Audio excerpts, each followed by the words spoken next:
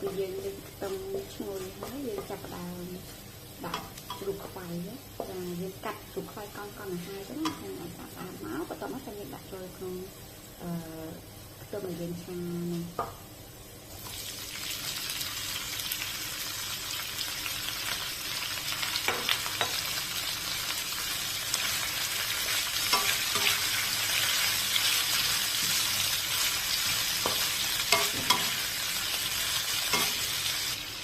បន្ទាប់មកយើងដាក់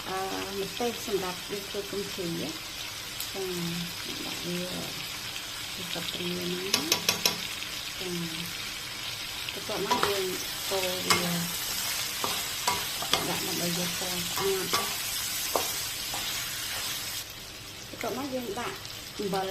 គេហៅអំបិល barbecue ចាដាក់អំបិល barbecue ណាសម្រាប់យើងមានអំបិលសំយ៉ាំចាអំបិល barbecueយើងដាក់អំបិល barbecue ទៅហើយយើងចាប់ផ្ដើមលីងឲ្យវាចូលគ្រឿងឲ្យសព្វដើម្បីវាចាប់ជាតិ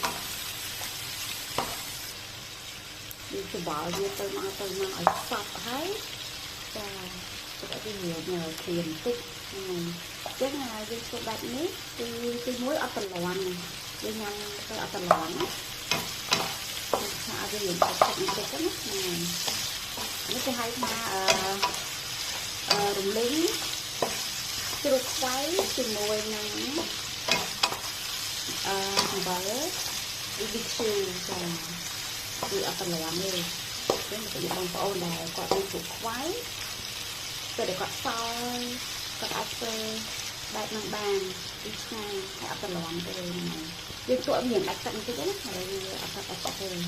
ពេលអត់ដាច់ទឹកគឺអូខេតែម្ដងចារួចរាល់អញ្ចឹងយើងមានបាយបន្តិចទៅចានឹង